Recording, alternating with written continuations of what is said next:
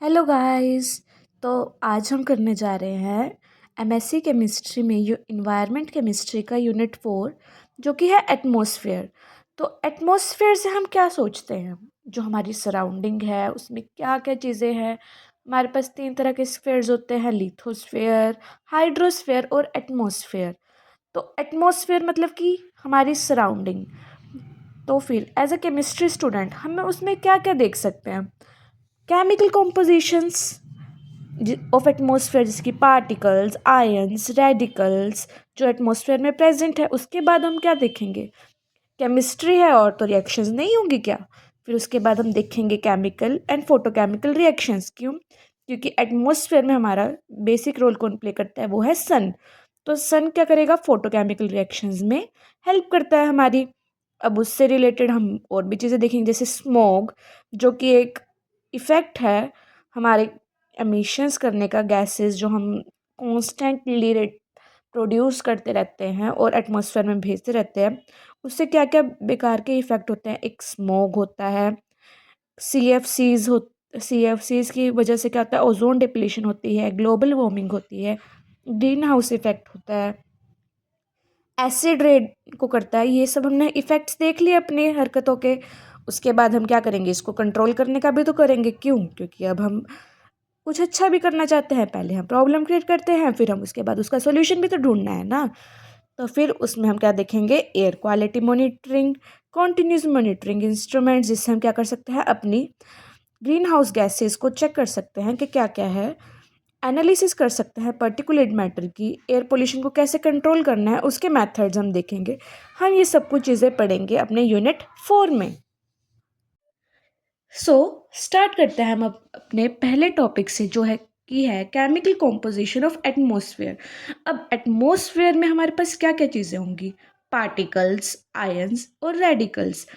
Particles जो हमारे होते हैं वो ज़्यादातर प्रेजेंट होते हैं ट्रोपोस्फेयर में। ये सारे पार्टिकल्स, हम न्यूट्रल पार्टिकल्स की बात कर रहे हैं। न्यूट्रल के सिवा हमारे पास कौन सा हो जाएंगे, पॉजिटिव नेगेटिव आयंस और फ्री रेडिकल्स, जो कि न्यूट्रल ही होते हैं एक तरीके से।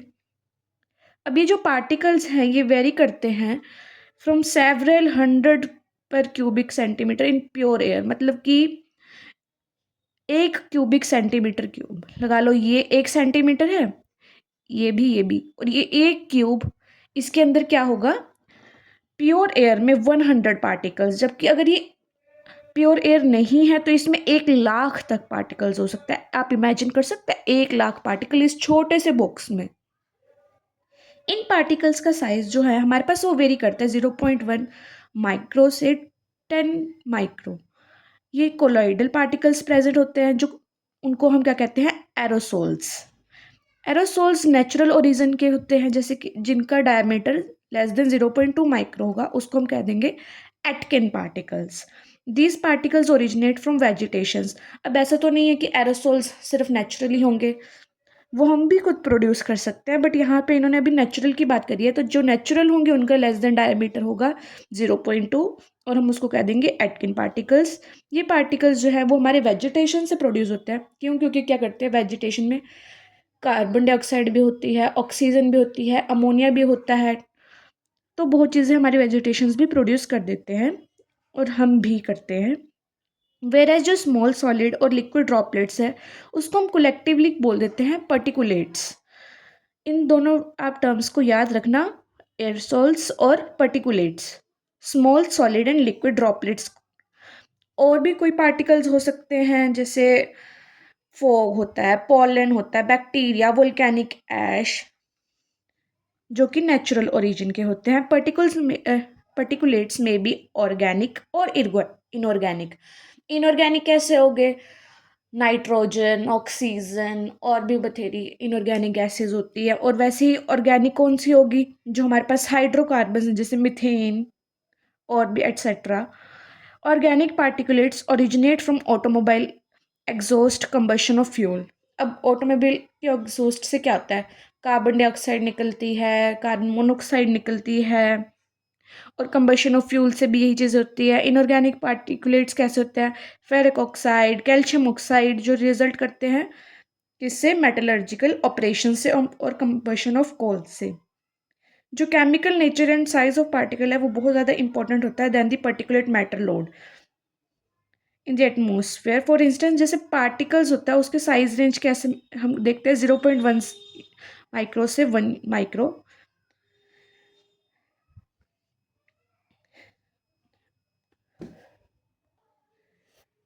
अब हम ये देखेंगे जैसे पार्टिकल साइज रेंज होती है जो 0.1 माइक्रो से 1 माइक्रो होती है, वो उसके कैसे कैसे इफेक्ट्स होता है, ये क्या करता है, मेंटेन करता है हीट बजट को ऑफ अर्थ एटमॉस्फेयर। अब आप सोच रहे होंगे कि हीट बजट क्या होता है। हीट बजट बेसिकली ये होता है कि सन से जितनी हमारे पास रेडिएशन आई अर्थ पर, और अर्थ से भी जो रेडिएट बैक हुई है वो बैलेंस करती है अर्थ में, तो उसको हम हीट बजट कह देते हैं। उस बैलेंस को जितनी आ रही है उतनी जा रही है। ओके। और ये कैसे एक्ट करते हैं, ये वाले पार्टिकल्स न्यूक्लियाई की तरह एक्ट करते हैं for condensation of water vapours. अब आप ये सोच रहे होगे कि कंडेंसेशन ऑफ वाटर वेपर्स तो सिंपल कंडेंसेट हो जाते होंगे, बट नहीं। जो हमारी वाटर वेपर्स होती है एटमॉस्फेयर में, वो एक डस्ट पार्टिकल की तरफ उसके चारों ओर कंडेंसेट करते हैं, तब जाके हमारे क्लाउड्स बनते हैं और तब जाके रेन होती है। तभी तो कहते हैं कि भी पहली बारिश में नहीं नहाना चाहिए। क्यों? क्योंकि जो हमारे पार्टिकल्स हैं वो वहाँ पे एज अ कंडेंसेट यूज़ हो रहे हैं वाटर वेपर्स के लिए, तो फिर वहाँ पे वो बहुत ज़्यादा मात्रा में आते हैं। क्यों? क्योंकि वहाँ पे फर्स्ट रेन में क्या होता है कि हमारा एटमॉस्फेयर की जो गैसेज है वो काफ़ी हद तक क्लियर हो जाती हैं। They are responsible for electrical phenomena in the atmosphere. अब इलेक्ट्रिकल फिनोमिना कैसे? Electrical phenomena, cloud and fog formation. अब आप सोच रहे होगे इलेक्ट्रिकल फिनोमिना कैसे आ गए यहाँ पे। जैसे अब हमारी बिजली भी तो बनती है ना एटमॉस्फेयर में, लाइटनिंग होती है, वो इसी की वजह से तो होती है। क्यों? क्योंकि कोलिजन्स होते हैं, सब चीज़ें होती हैं।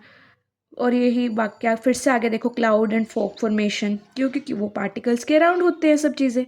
दे absorb and destroy free radical, thereby reducing the rate of free radical chain. अब क्या होता है, हमारे पास इलेक्ट्रिकल फिनोमिना हुआ तो हमारे आयंस बन गए। अब वो इन्हीं पार्टिकल्स के साथ रिएक्ट करेंगे तो फिर क्या होती है, चेन बनती जाती है। फिर ऐसे ही कोई और पार्टिकल आया, उसने चेन टर्मिनेशन कर दी। तो ये वही बोल रहा है, एब्जॉर्ब और डिस्ट्रॉय कर देता है फ्री रेडिकल्स को। They are involve in several chemical reactions in the atmosphere such as neutralisation reaction in water droplets. अब ये क्या करेगा, न्यूट्रलाइज भी करने में हेल्प करते हैं वाटर ड्रॉपलेट्स को। कैटालिटिक प्रॉपर्टीज़ में हेल्प करते हैं सल्फर डाइऑक्साइड की, बाय और ozone in aqueous droplets. Photochemical oxidation reactions में भी हेल्प करते हैं ये हमारी। अब हम देखेंगे chemical processes for the formation of inorganic particulate matter. अब हम देख रहे हैं कि इनऑर्गेनिक पार्टिकुलेट मैटर के लिए जो मेटल ऑक्साइड्स होती हैं वही, उसी को तो हम देखेंगे इनऑर्गेनिक पार्टिकल्स में। क्यों? क्योंकि अब हाइड्रोकार्बन्स तो ऑर्गेनिक में चले जाएंगे ना, तो फिर इनऑर्गेनिक के लिए मेटल ऑक्साइड्स पर हम देखेंगे। Metal oxides are formed as a result of combustion of fuel. अब जैसे जैसे फ्यूल जो है जिसके अंदर मेटल प्रेजेंट है, उसको हम उसकी कंबशन करेंगे तो क्या बनाएगा, वो मेटल ऑक्साइड से तो बनाएगा। तो followings are the chemical processes for formation of some metal oxides. अब हम देखेंगे थोड़े मेटल ऑक्साइड्स के फॉर्मेशन का। जो आयरन ऑक्साइड है, जो कि बहुत बेसिक सी है, वो किसकी उसे फॉर्म हो रही है, combustion of pyrite containing coal. Pyrite की कंबशन से, पायराइट क्या होता है, FeS2। इसको हमने क्या किया, कंबशन करवाई। इसकी कंबशन किसके प्रेजेंस में होती है, ऑक्सीजन की। तो क्या बना देगा ये, फेरिक ऑक्साइड प्लस 6SO2। अब दूसरा मेथड हम देख रहे हैं कि कैल्शियम कार्बोनेट की कंबशन से ऐश फ्रैक्शन होती है कोल के अंदर। कोल भी तो है हमारा, उसको जलाया हमने, वो कैसे में कन्वर्ट हो जाएगा, कैल्शियम ऑक्साइड में। और डिस्चार्ज क्या कर देगा, CO2। कैल्शियम कार्बोनेट हीट किया, कैल्शियम ऑक्साइड बना दिया, CO2 रिलीज कर दी उसने गैस की फॉर्म में। अब हमारे ऑटोमोबाइल्स में भी होता है, वो 80% डिस्चार्ज के लिए होते हैं। डिस्चार्ज ऑफ कौन सा मेटल, लेड, जो कि बहुत हमारे लिए मतलब डेंजरस है, क्योंकि ये कार्सिनोजेनिक होता है, तो मतलब कैंसर तक कर सकता है हमको। तो इसकी combustion of leaded gasoline discharge lead halide as a particulate. अब क्या हो रहा है कि जब हम कंबशन करते हैं लेडेड मतलब लगा लीजिए ये जो है लेड का इथाइल के साथ उसकी कंबशन करेंगे, किसकी प्रेजेंस में, डाइक्लोरोइथेन, डाइब्रोमोइथेन, तो ये हमारे पास क्या बना देगा, लेड के हेलाइड्स बना देगा। हेलाइड्स हमारे कौन से होते हैं, क्लोरीन, ब्रोमीन, तो ये वही बन गए lead chloride, lead bromide, lead bromochloride. उसके बाद हमारा और क्या क्या आ सकता है, सल्फर डाइऑक्साइड। सल्फर डाइऑक्साइड कैसे होती है, ऑक्सीडाइज हो जाती है जब सल्फ्यूरिक एसिड से, which collects water vapour to form small liquid droplet aerosols. अब क्या है, हमारे एटमॉस्फेयर है उसमें सल्फर डाइऑक्साइड भी तो प्रेजेंट है। सल्फर डाइऑक्साइड क्या करेगा, ऑक्सीजन के साथ और वाटर के साथ रिएक्ट करेगी, तो वो क्या बना देगी हमारे पास, sulphuric acid in the presence of basic air pollutant. अब ये हमारे पास एसिड तो फॉर्म हो गया, अब हमें बेस भी तो बना सकते हैं। तो एसिड के साथ जो हमारे एटमॉस्फेयर में अमोनिया है प्रेजेंट, उससे क्या बना देगा ये, अमोनियम सल्फेट। वैसे ही अगर कैल्शियम ऑक्साइड के साथ हो रहा हो, कैल्शियम ऑक्साइड अब कहाँ बनी थी, यहाँ पे बनी थी ना, कैल्शियम कार्बोनेट को बर्न करके। वैसे ही अब ये पार्टिकल अगर H2SO4 के साथ कर देगा रिएक्ट, तो कैल्शियम सल्फेट बना देगा और वाटर रिलीज कर देगा। अब ये हमारे कुछ पार्टिकल्स हैं जो कि प्रेजेंट होते हैं, ये तो सारे हमारे नेचुरल हैं। Potassium, aluminium, sodium, silicon. अब आप ये सोच रहे होंगे यही वाले क्यों, अगर आपने हाइड्रोस्फीयर टॉपिक पढ़ा हो तो हमारे जो फ्रेश वाटर होता है उसमें यही चीज़ें तो सबसे ज़्यादा क्वांटिटी में प्रेजेंट होती हैं, कैल्शियम, सोडियम। और जो हमारी अर्थ है, अर्थ की क्रस्ट है, वो किससे बनी है, सियाल से, तो सिलिकॉन, एल्यूमिनियम हमें यहाँ से मिल जाता है। अब ये जो ऊपर के मेटल्स हैं वो मैन मेड एक्टिविटीज हो जाते हैं, copper, cadmium, lead, manganese, magnesium, iron, और कुछ ऊपर गैसेस बन जाती है। अब क्लोरीन यहाँ पे प्रोड्यूस हो रहा था, उसने HCl बना लिया, ब्रोमीन ने HBr बना लिया, सल्फ डाइऑक्साइड से सल्फेट भी बन जाता है हमारा, सल्फ और अमोनिया से अमोनियम भी बन जाता है। ये सारी चीज़ें हमारी क्या, कहाँ पे आ जाएंगी, इनऑर्गेनिक पर्टिकुलेट मैटर में। अब हम देखेंगे फ्लाई ऐश, जो स्मॉलर ऐश के पार्टिकल्स होते हैं, कहाँ से निकलते हैं, कलेक्टर डिवाइसेस, जो कि हमारे कहाँ पे लगे होते हैं, फर्नेसेस में एंटर कर जाते हैं एटमॉस्फेयर में।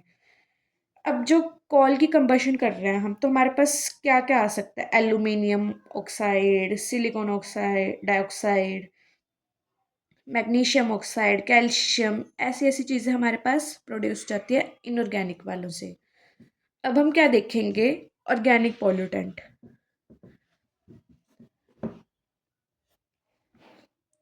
इसमें ऑर्गेनिक पार्टिकुलेट मैटर में हम क्या देखते हैं, जो हमारे पास ऑर्गेनिक पार्टिकुलेट मैटर जो है वो कैसे आता है, combustion of fuel, emission from vegetation and automobiles से।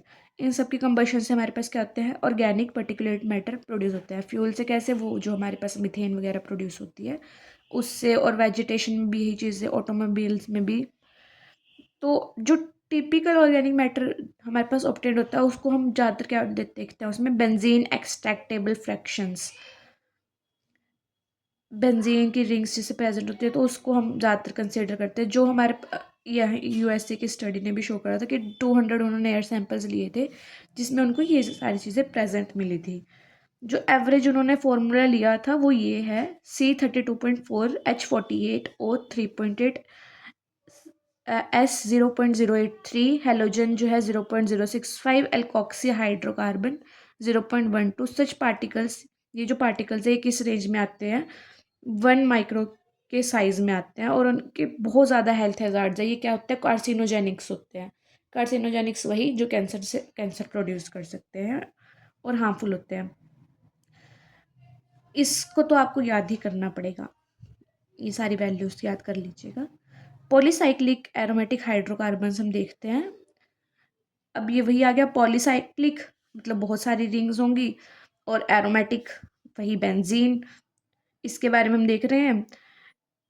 ये भी इन्होंने यही बोला है कि कार्सिनोजेनिक इफेक्ट शो करता है। अब इसमें इन्होंने एग्जाम्पल ले लिए पॉलीसाइक्लिक एरोमेटिक हाइड्रोकार्बन्स के, बेंजो अल्फा पायरीन, ये होता है बेंजो अल्फा पायरीन, और बेंजिडाइन, बेंजिडाइन ये होता है, दो रिंग्स लगी होती है बाइफिनाइल, और उसके पैरा पोजीशन पे NH2 ग्रुप ज्वाइन होता है इसमें।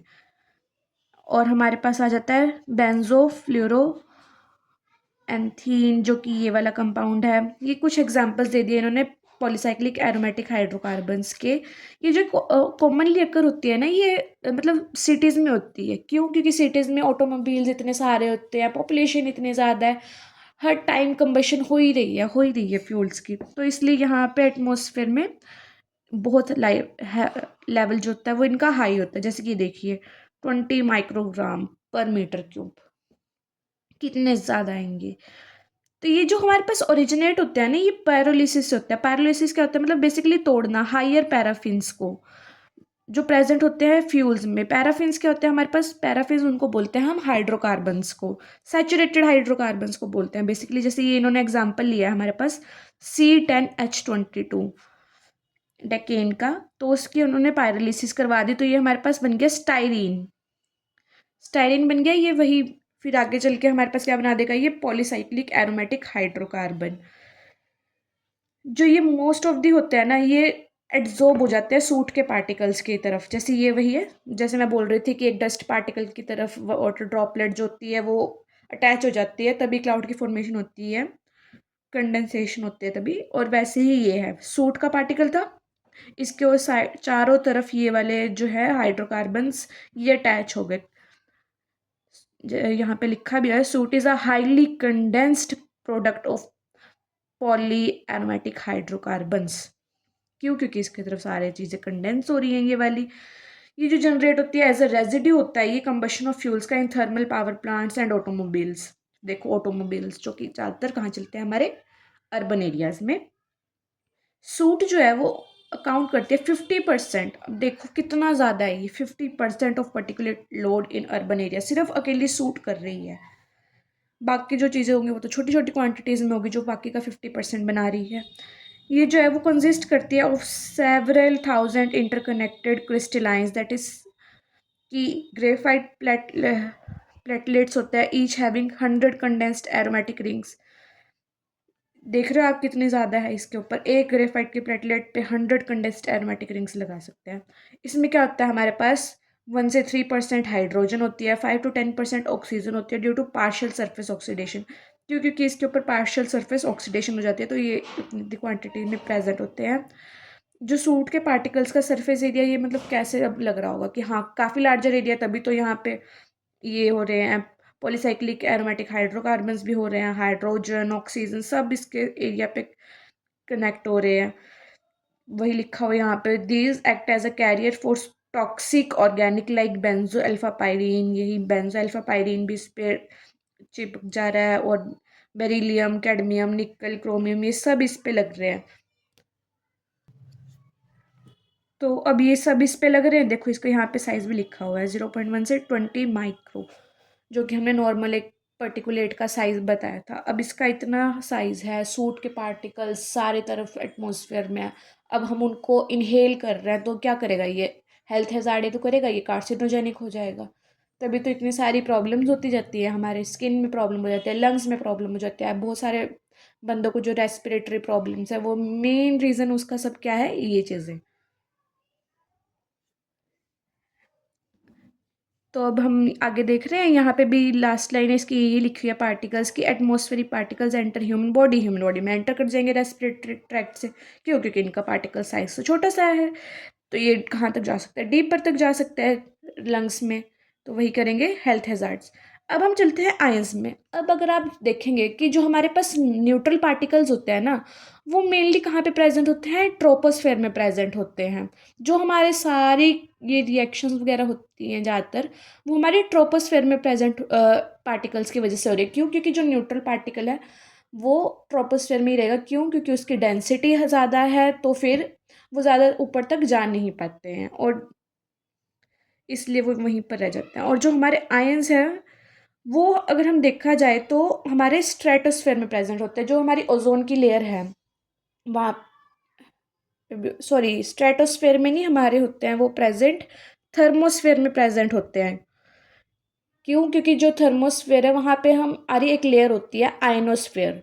वहाँ पर क्या होता है, जो सोलर रेडिएशंस आ रही है हमारी, वहाँ पे जो पार्टिकल्स प्रेजेंट है वो बहुत जल्दी टूटते हैं और आयंस बना देते हैं। तो फिर वो उसलिए हम उसको आयनोस्फेयर भी कहते हैं। और वो जो ज़्यादातर पार्टिकल्स हैं हमारे आयंस बेसिकली, वो उस लेयर में प्रेजेंट होते हैं। यहाँ पे भी इन्होंने यही लिखा है, ions dominate in ionosphere layer of atmosphere which is above the mesosphere. अब मीजोस्फेयर से ऊपर कौन सी लेयर है हमारी, थर्मोस्फेयर। थर्मोस्फेयर में कौन से पार्टिकल्स है, आयंस के।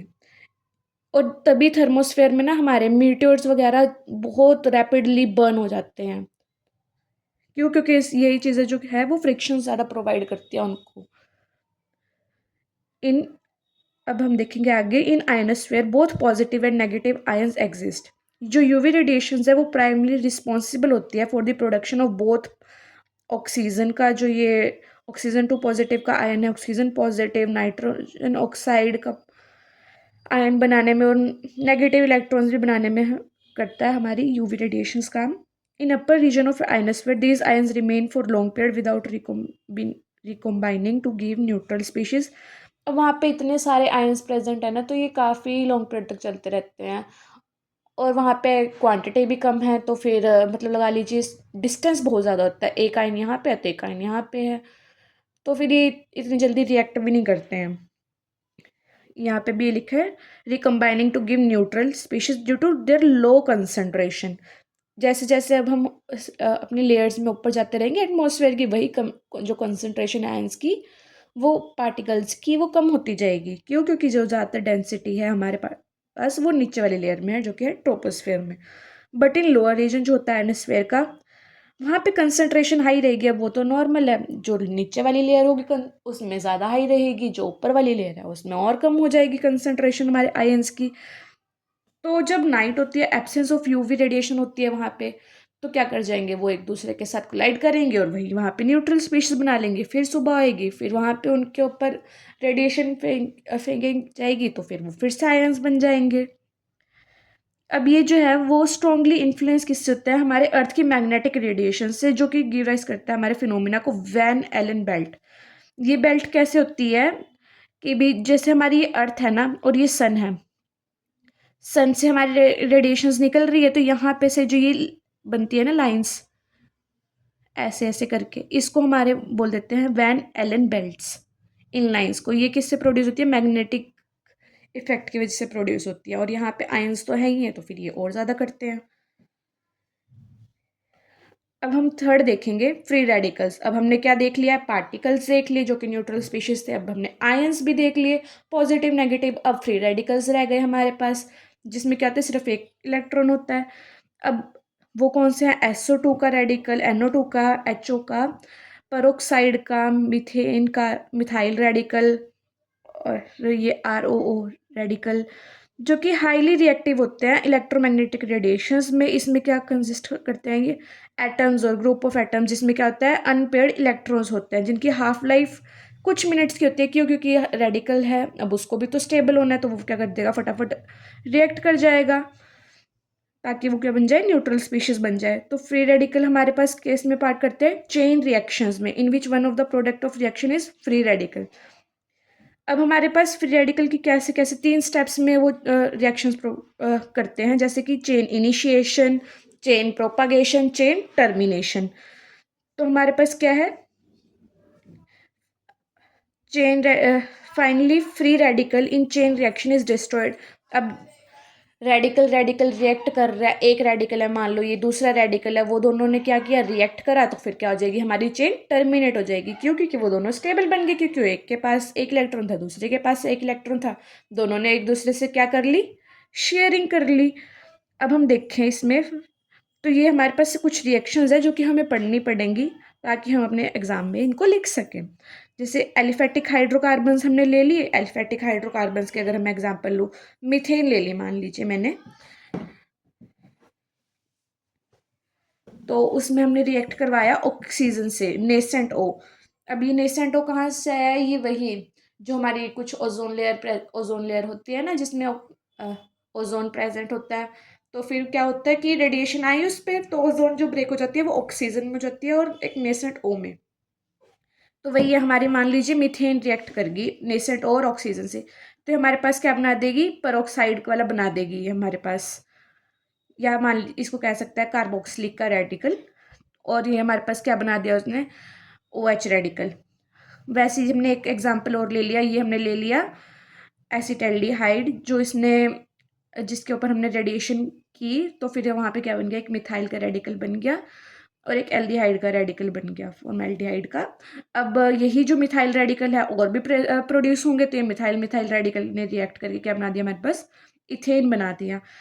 अब जो ये फ्री रेडिकल्स है ना, ये बहुत ज़्यादा रोल प्ले करते हैं हमारे एटमॉस्फेरिक रिएक्शंस में। जैसे कि अब ये देखिए आप, ओ एच का रेडिकल अगर हम ले, जो कि प्रेजेंट होता है हमारे ट्रोपोस्फेयर में, वो कैसी कैसी रिएक्शन कर सकता है। ओजोन ली हमने, उसको हमने एच न्यू के साथ मतलब रेडिएशन दी। अब अगर आप ये देख रहे होंगे तो ये इसकी वेवलेंथ क्या है, 325 नैनोमीटर, मतलब इसकी काफ़ी एनर्जेटिक एनर्जी वाली रेडिएशन से हमने हमने इस पे फॉल करवाई, तो हमारे पास क्या बन गया, ऑक्सीजन का रेडिकल बन गया और एक ओ का रेडिकल बन गया। अब ये जो ओ का रेडिकल है, ये क्या हुआ, वाटर के साथ रिएक्ट करवाया, तो इसने हमारे पास क्या बना दिया, हाइड्रोक्साइड के दो रेडिकल बना दिए। अब यहाँ पे अगर हम देखें परोक्साइड, परोक्साइड भी प्रेजेंट होती है, परोक्साइड ने भी रिएक्ट करा हमारे पास, सॉरी रिएक्ट नहीं, रेडिएशन उस पर फॉल करवाई, उतने ही उससे ज़्यादा उतने ही हमने एनर्जी की, तो फिर हमारे पास क्या हो गया, दो इसने फिर क्या बना दिया, हाइड्रोक्साइड के रेडिकल बना दिए। अब हमारे पास और भी तो चीज़ें होती है, HNO2, उसको हमने करवाया तो यही हाइड्रोक्साइड के रेडिकल। अब यहाँ पे हमने क्या देखा, बेसिकली हम यहाँ पे हाइड्रोक्साइड के रेडिकल की फॉर्मेशन देख रहे हैं कि हम किन किन चीज़ों से करवा सकते हैं। ओजोन से बना दिया हमने, पेरोक्साइड से बना दिया हमने, HNO2 से बना दिया हमने। अब हम देखेंगे कि ये कैसे कैसे रिएक्ट कर रहा है। हमारे पास कौन कौन सी गैसेज होती है, सल्फर डाइऑक्साइड होती है, HO रेडिकल है, सल्फर डाइऑक्साइड के साथ रिएक्ट करेगा तो क्या बनाएगा, रेडिकल तो बनाएगा ही। क्यों, क्योंकि ये इसके तो सारे कंप्लीट है, इसके पास कोई रेडिकल नहीं। अगर इसके पास रेडिकल होता तो हमारे पास यहाँ पे रेडिकल नहीं बनता। तो ये क्या करेगा, ये इससे सिंपल रिएक्ट कर जाएगा और HOSO2 रेडिकल बना देगा। फिर यही है वो, फिर ऑक्सीजन से रिएक्ट करा तो यहाँ पे इसने ये वाली चीज़ बना दी। NO से रिएक्ट करा तो यहाँ पे हमारे पास क्या बन गया, HSO4 रेडिकल और NO2 बन गया। अब वही जो था, और किस किस चीज़ से रिएक्ट कर सकता है, मीथेन से। मीथेन से रिएक्ट करेगा तो वाटर बना देगा और मिथाइल का रेडिकल बना देगा। अब जो मिथाइल का रेडिकल है वो ऑक्सीजन से रिएक्ट करा या फिर नाइट्रोजन से रिएक्ट करेगा, यहाँ पे नाइट्रोजन और ऑक्सीजन कुछ भी ले सकते हैं, तो हमारे पास सेम यही वाली रिएक्शन, ये वाली रिएक्शन आ जाएगी। तो ये क्या बना देगा हमारे पास, CH3COO रेडिकल प्लस यहाँ पे M कुछ भी हो सकता है, N2 भी हो सकता है, नाइट्रोजन भी हो सकती है और ऑक्सीजन भी हो सकती है।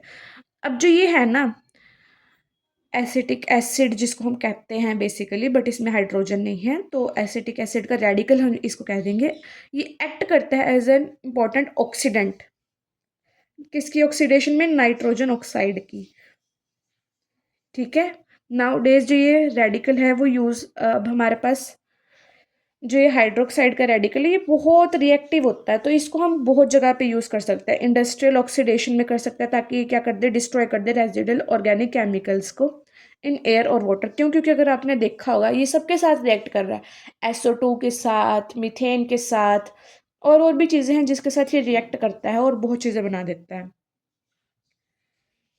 अब हमारे पास ये एक हमने रेडिकल पढ़ लिया, और दूसरा हम रेडिकल कौन सा देख लेंगे, क्लोरीन का रेडिकल, जो कि जनरेट होता है CFC से। CFC हमारी क्या है, क्लोरोफ्लोरोकार्बन, जो कि कहाँ पे प्रेजेंट है, जो कि कहाँ क्या करती है, हमारी ओजोन डिप्लीशन में बहुत बड़ा रोल प्ले करती हैं। अब ये कैसे रोल प्ले करती है, ये हमारी बेसिक रिएक्शन है जिसको आपको याद करना ही पड़ेगा, क्योंकि ये यहाँ पे आप लिख सकते हो इसको, और आगे के जो फर्दर टॉपिक्स है उसमें भी आप इसको लिख सकते हो। अब हमारे पास CFCs में क्या ले लिया हमने एग्जाम्पल, क्लोरोफ्लोरोकार्बन का CFCl3, इसने क्या किया, रिएक्ट करिए, मतलब इसके ऊपर रेडिएशन आई, UV रेडिएशन, तो इसने क्या कर दिया, रेडिकल बना दिया क्लोरीन का और CFCl2 रेडिकल। अब ये जो Cl रेडिकल है ना, ये ओजोन के साथ रिएक्ट किया, इसने यहाँ से एक ऑक्सीजन ले लिया, तो यहाँ पे ClO रेडिकल बन गया और ऑक्सीजन ऐसे ही चला गया। अब ये जो ClO है, यहाँ पे फिर ये ऑक्सीजन ले लेगा, तो ये क्या बना देगा, Cl रेडिकल और O2। अब ये क्या हो गया, ओजोन से ऑक्सीजन बन गई, ओजोन से ऑक्सीजन बन गई। तो ये जो सिर्फ एक अकेला होता है ना, ClO रेडिकल, ये इतनी ज़्यादा चेन प्रोपागेशन में हेल्प करता है कि ये सिर्फ एक अकेला 1 लाख ऑक्सीजन के ओजोन के मोलिक्यूल्स को डिस्ट्रॉय कर सकता है, और ओजोन से क्या बना सकता है, ऑक्सीजन बना सकता है।